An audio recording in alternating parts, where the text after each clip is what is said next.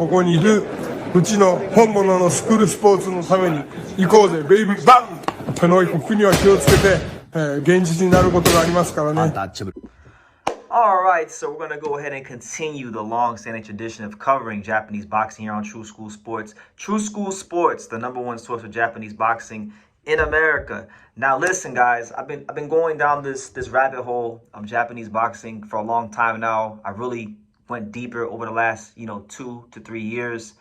And I'm learning so much about the history of boxing, not just about Japanese fighters, but fighters from other countries as well, other great fighters as well that nobody talks about, nobody really mentions much, And one of the fighters that I came across recently was a fighter named Kuniaki Shibata. Great fighter. I mean, Hall of Fame credentials, 3-time world champion, 2-time lineal champion, featherweight lineal champion, super featherweight lineal champion, WBC 2-time champion, 1-time WBA champion, so 5-time world champion overall. Great fighter. And the reason I focused on Shibata and I decided to learn more about him was because he had a win on his resume that really stuck out. In 1970 he fought one of the greatest Mexican fighters of all time, and Vincente Salvidar. I know who that is. Vincente Salvidar is one of the greatest southpaws in the history of boxing. Unified champion. I believe he defended the unified titles about 7 or 8 times, which was a record. He was regarded as the greatest Mexican featherweight before Salvador Sanchez came into the picture. And some historians may still put Salvador above Sanchez, but he was like an all-time great. He's in the Hall of Fame, right? So Shibata and this guy and Vicente Salvador, they fought in 1970, right? And Salvador had a brief retirement. I believe it was in 1967. Came back in 69, won a couple fights. And he fought Shibata, and Shibata was supposed to be an easy fight for him, or a fight that he was favored to win. Shibata wasn't really known at the time or highly regarded or proven at the world level. He had done some things in Japan and in the Asian level. But when they fought and they got in the ring, Shibata outclassed Vicente Salvador, outclassed him that night. You saw Shibata in there, moving his head up the center line, throwing a great power jab. He's got an interesting, a nice lean frame, but not like skinny. But I'm saying lean frame, perfect boxer's build. And when you watch him fight, he fights with the aggression that a lot of Japanese fighters fight with. But I actually feel like he's one of the most defensively sound Japanese fighters I've ever seen. Very educated jab. He likes to get underneath the shots and then power box you and set up his knockouts.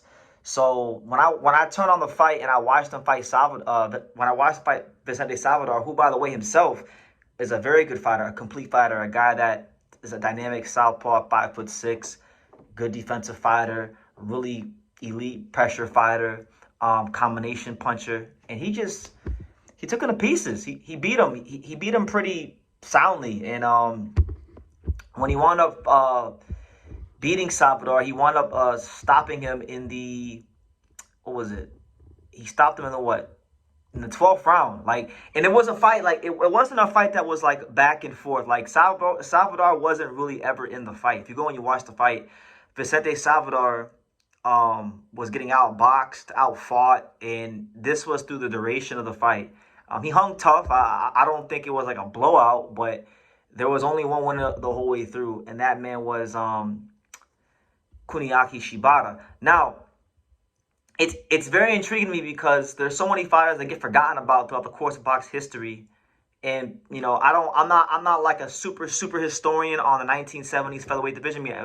I know some names. I know Vicente Salvador, but when I go and I do my research, he also fought other guys that people regard highly and beat, like Ben Villaflor from the Philippines. He beat him, who was a great fighter. And there's many others. So I'm not going to act like I know the 1970s featherweights, but for a guy to be a 3-time champion, right, world champion, and a 2-time lineal champion at a time where there were really only 2 belts in boxing, because really back in those days, you only had a WBC and WBA title. There wasn't really no IBF. There wasn't really no, WBO. Those are newer sanctioning bodies.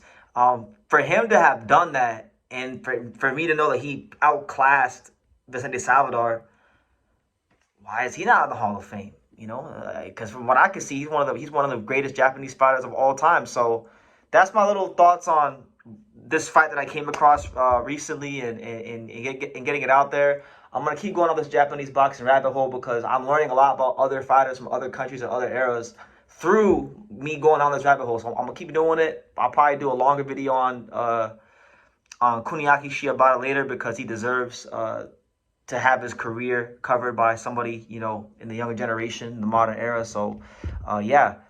Leave your comments down below. Like, if you like videos like this, let me know and I'll do more of them. But, yeah, leave your comments down below. Make sure you guys take the time to subscribe. And like I say in every single one of these videos, you can love me or you can hate me. But I'm just a kid from Daniel. So until next time, take care, guys.